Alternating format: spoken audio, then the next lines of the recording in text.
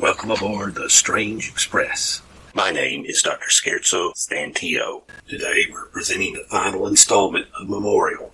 If you've not seen the previous installments, there will be links in the description for parts 1 and 2. I hope you enjoy the story. It's time to get started. This engineer has just signaled that we're about to be on our way.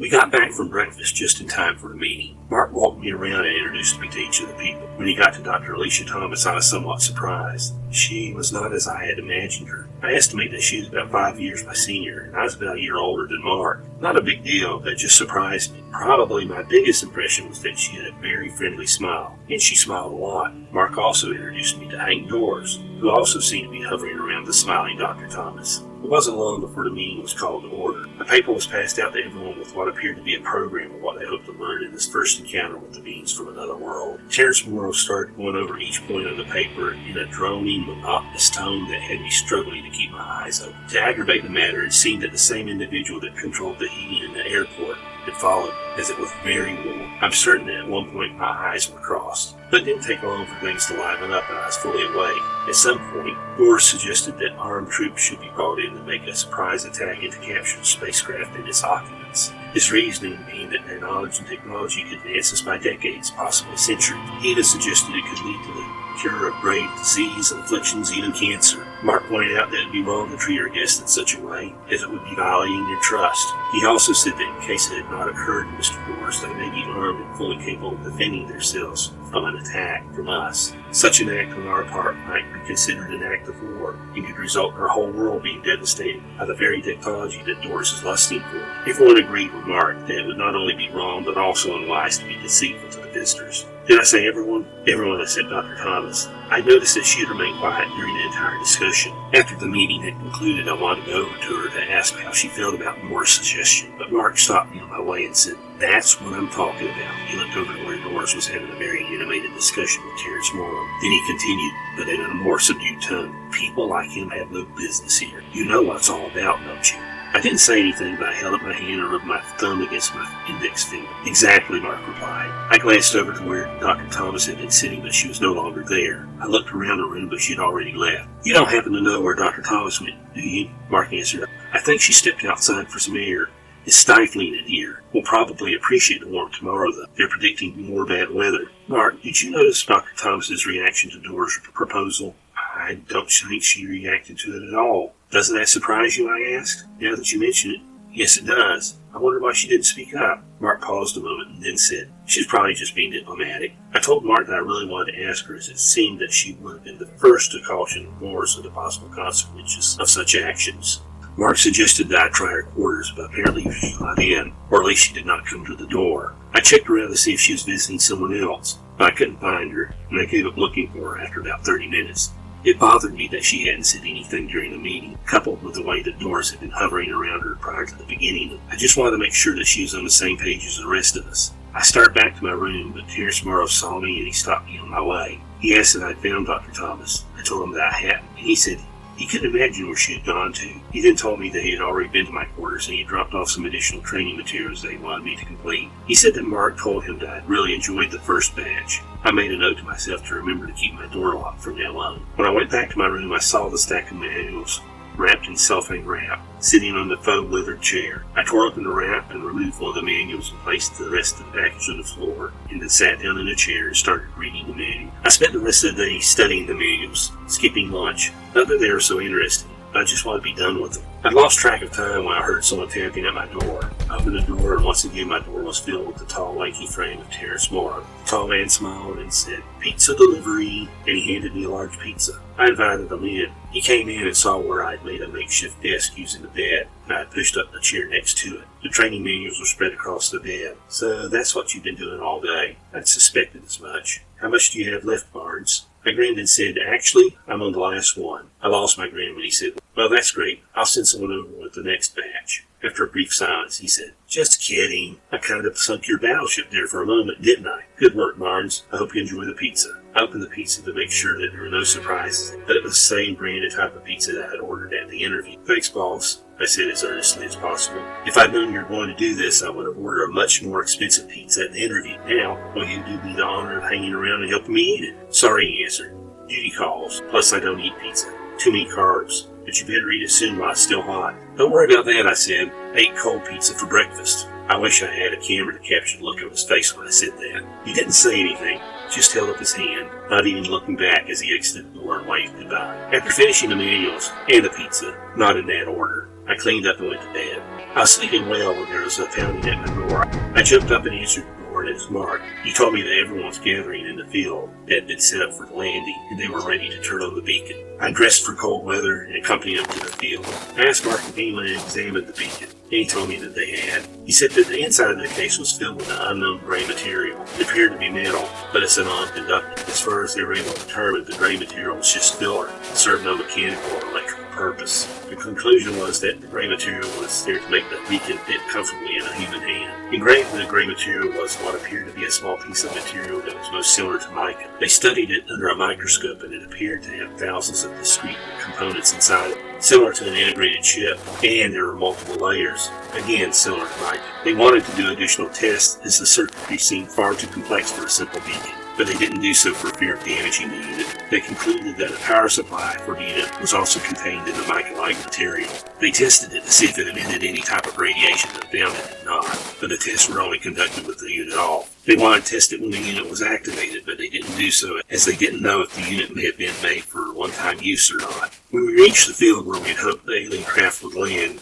all were present with the exception of Hank Norris and Dr. Thomas. Terrence Morrow announced that he was waiting to activate the beacon until everyone was present, and he asked if anyone knew where the missing individuals were. At that moment, Hank Norris' voice sounded from out of the darkness. "We're here. Sorry, folks, we're running a little late." "Very good," Morrow replied. "I'll go ahead and activate the beacon." The beacon has been activated. Mark asked, "Is the beacon making any sound, or does it emit any sort of light?" Morrow held the device up to his ear and said, "I don't see any light. As far as I can tell, it isn't making any sound. I wish they made it flash or beep so that we would know that it was working." They'd set up lights that lit up the area where we were, but it made the area beyond the illumination pitch black. There were also cameras set up to record everything that happened. There were tables and chairs set up also.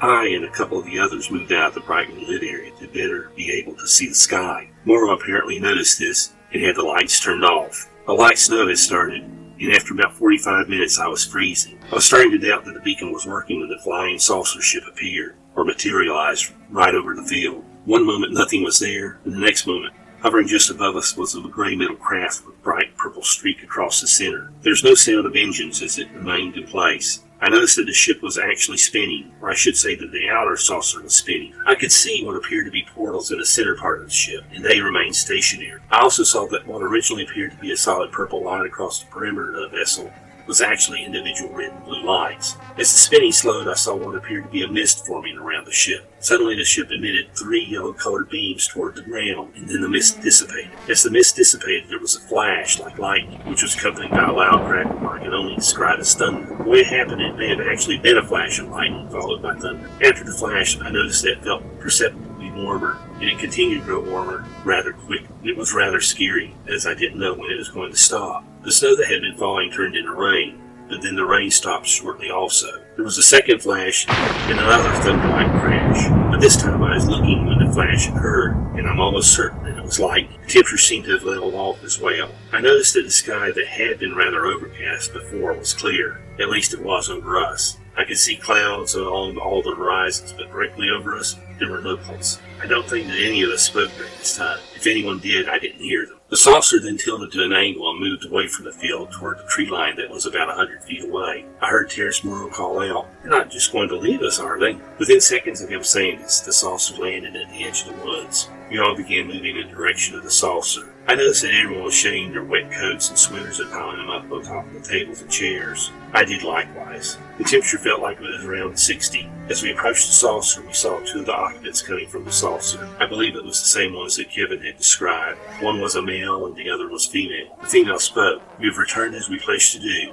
Unfortunately, this will be the last time we will meet with you for many years. I have spoken to the Supreme One, and we are forbidden to make contact with your species for a time. The Supreme One has counseled me that there will be a time in the future where we'll be able to contact you again, but for now, we must cease all contact with your species. You're about to enter a time that is darker than any your species have experienced before, and we must not interfere or intercede." I don't think anyone was expecting that message. To say that we were all knocked on our collective butt would be accurate. This left us all with questions. Most of the questions that Mark and Dr. Thomas had come up with seemed passé now. There were so many questions that everyone had, and everyone was talking over the others. It would be impossible for anyone to accurately report all that was said, but I'll do my best to summarize what she told us. The description that Kevin had given about her way of talking was fairly accurate. When she spoke, she sounded like she was singing the words. It was odd, and I must say, to me it was a little creepy sounding. She said that they came from a planet called Pardova. I think that's the name. It's as close as I can get. She gave her name, but I'm not going to try to record it. She told us that we could just call her Elizabeth. Dr. Thomas asked if they had manipulated the weather. Elizabeth confirmed that they had removed the snow and the rain and caused the temperature increase. They did this as they are not accustomed to the freezing temperatures. The cold makes them quite ill. Another side effect is that it causes their body to turn a darker shade of violet. Not only do they have the ability to control weather, but they are able to, with some limitations, control time. She stopped for a moment and spoke to the male. She then told us that she would illustrate their ability to manipulate time. She then vanished. We were wondering where she went when she called out from behind Terrence Morrow, "I'm here." She then vanished again and reappeared beside her companion. She explained that she had slowed time down, walked over and stood behind Terrence, and then reinstated normal time, announced her presence, then slowed time down again and returned to where she was before and reinstated normal time again. Mark asked her where the planet that they came from was located. She said the star system that they came from had not been discovered or cataloged by humans yet. Hank Doors asked her about the pendant that both she and her companion wore. He asked if it was just decorative or if it implied rank. She said that it was not decorative and it did not imply rank. She said that it's what the Pardovians call a Dhamma. She said that the Dhamma enhances their abilities. If a Pardovian is gifted in some way, the Dhamma amplifies that gift. She gave herself as an example. She was gifted in languages. She said that all the Pardova spoke the same language, though some of the regional dialects sounded like a different language. She did not learn of her gift until her first trip to Earth. She started translating some of the broadcasts, but it was very slow and tedious to begin with. Once she was given her Dhamma, though, she was quickly able to pick up all the various languages that were being broadcast and translated them with ease. She said that with the Dhamma, she could master any language in less than an hour. She then spoke about some of the transmissions she had monitored. Apparently crime is non-existent on Pardova, and while she could interpret most of what she heard, many of the concepts she did not understand. In listening to her, I could tell that while the Pardovians may be smart and highly advanced, they are also very naive. She went on to say that the Dhamma can amplify other gifts too. There were people who were healers who could restore the health of those who were very sick, people who were problem solvers who could solve much more complex problems, strong people who had become super strong. Doris then asked if they tried the Dharma with people who had no apparent special abilities. She confirmed that they had, but with mixed results. They decided to only give Dharma to people who were clearly gifted in some especially useful way. Doris then asked her if she would elaborate on the effect that the Dharma had on those who were not especially gifted. She explained that some started becoming telepathic, not only able to read the minds of others, but in some cases see through the other person's eyes and even control their actions to some extent. Some were able to hide their physical manifestation. Some were able to exercise power over elements like fire or water. Doris asked if he could take a closer look at one of Dharma's. Before Elizabeth could answer, Terence called out, "I don't think that would be a good idea." Doris replied, "I'm not going to harm anything. I just want a closer look at it and see if I can determine its composition." Elizabeth told Doris, who was already walking toward her, that it would be all right for him to examine the Dharma. When he was next to her, he asked her if they always wear it on the left side, and she said that they did, as it was the side that their heart was located. It was evident to all except Elizabeth and her companion that Doris was going to put the Dharma up. Mark shouted, "Don't do it, Doris. It's not designed for humans, and it may kill you." But it was too late. Doris had already placed the Dharma on his left side, just above his heart. The Dharma acted almost like a living thing. It moved over to be directly over the place where his heart was. Doris' eyes wide, like someone who had just been stabbed. He appeared to be in pain for a moment, and he shut his eyes, but then the moment passed. When he opened his eyes back up, his eyes glowed with a purple light. Doris spoke slowly. "I can feel the universe. I can see the universe." Terence started walking toward Doris. "Are you okay, Doris? You look a little purple around the gills." "Stay back, Morrow," Doris shouted back. "I know what you're thinking, and it's not going to happen. I have power now, and nobody's going to take it away from me."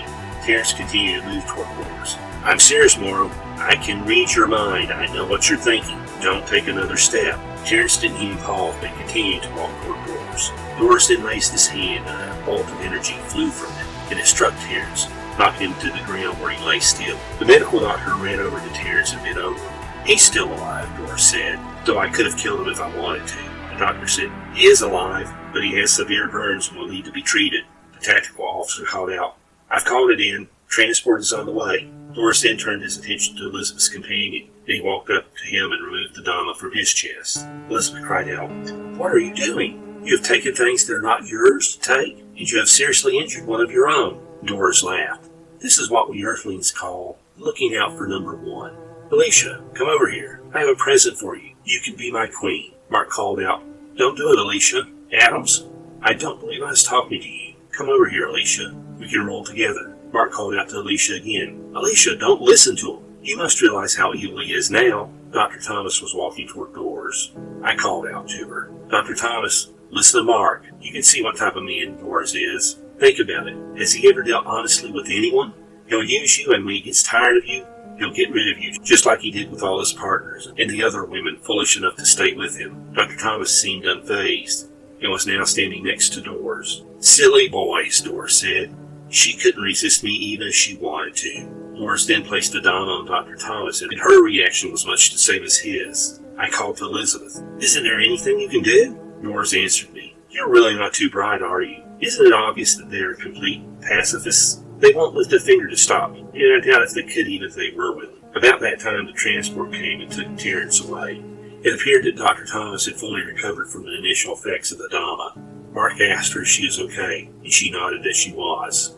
She then said to Doris, "Hank, it's wrong what you're doing." Doris answered, "I'm not having that argument again, Alicia. We've settled this. This is even better than I expected. Can't you feel the awesome power flowing through you? The hyper-awareness? It's like the ultimate drug with no downsides. You just want to walk away from it because of that wimp?" He pointed at Mark, and his hand began to grow purple. I thought for certain that Mark was about to receive one of his energy bolts. Mark must have thought so too, as he's looking for something to hide behind, and finding he had nothing, he fell to the ground. But it seems that Dr. Thomas must have stopped Doris somehow. Doris roared, "Don't try to defy me, Alicia." Dr. Thomas answered, "Hey, don't you see what's happening? First you take advantage of these innocent beings, and then you use your power to hurt others. I can't let you do this. They're all nothing. They're less than nothing. I swear, Alicia, if you defy me again, I will destroy you." She held up both her hands, and the power bolt flew from her hands and enveloped Doris in a purple energy cloud. Doris stood there glowing with the purple energy and slowly raised his hand. and the energy bolt flew from his hand, and a purple energy cloud enveloped Dr. Thomas. While this was happening, I saw Elizabeth and her companion running toward the saucer. Doris and Dr. Thomas stood there bombarding each other with the purple energy, but I could tell Dr. Thomas's energy was starting to wane, and as it did, I started to approach Doris, but he apparently sensed it, and he turned and looked at me. He held up his other hand and pointed it at me, and then he wiggled his finger at me. Suddenly an energy bolt flew in my direction, and it buzzed right by my head. I don't know if Dr. Thomas spoiled his aim, or if this was just his version of firing a shot across the bow, but either way I was thankful that it didn't hit me full in the face.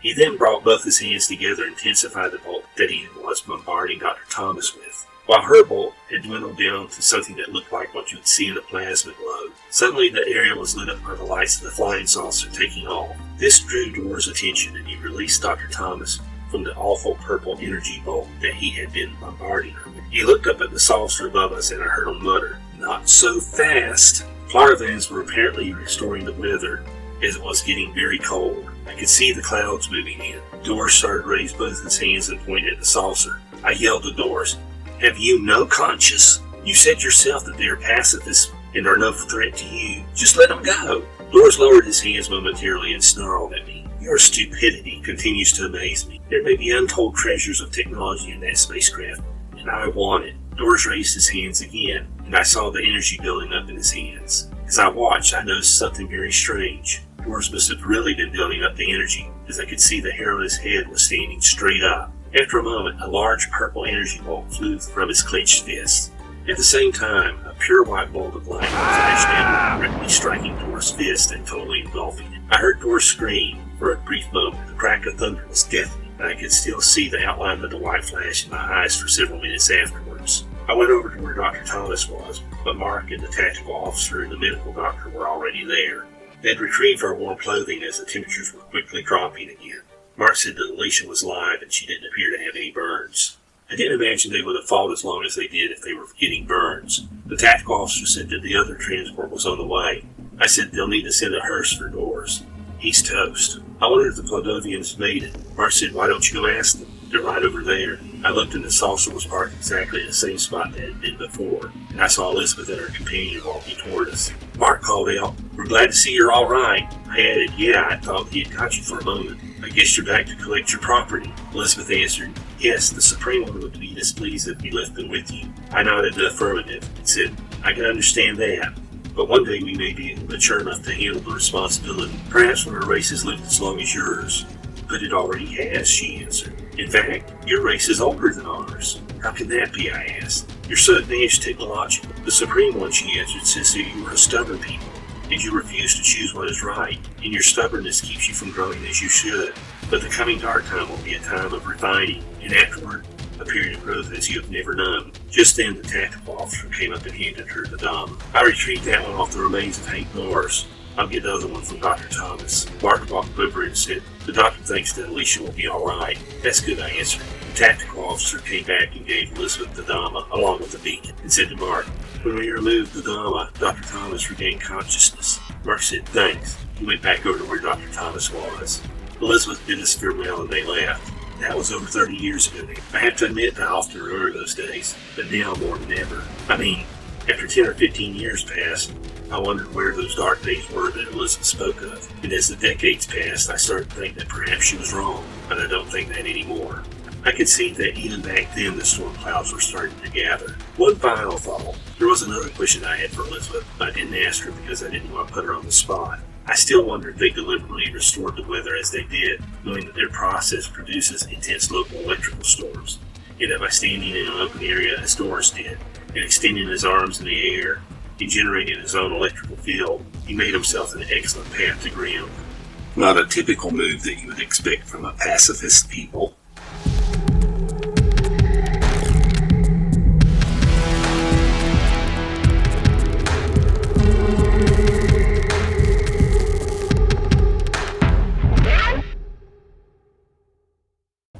Well now, it looks like we're arriving back at your station. I hope you enjoyed your little journey on the Strange Express, and visit us again soon. Hopefully we will have a better story. All this stuff about nerds and computers and aliens didn't do anything for me. I was once beat by a computer at chess, but I got even. he didn't do nearly so well at kickboxing. As for aliens, that's a bit of a sore subject for me. I was once abducted by aliens and they forced me to work in the coffee shop on their mothership. And no, they don't call their currency Starbucks. I told one of the aliens I couldn't find any milk, and she told me, in space, no one can. Here, use cream. With that note, which was as sour as the cream, I'm going to wrap up this episode of The Strange Express. As always, happy rails to you.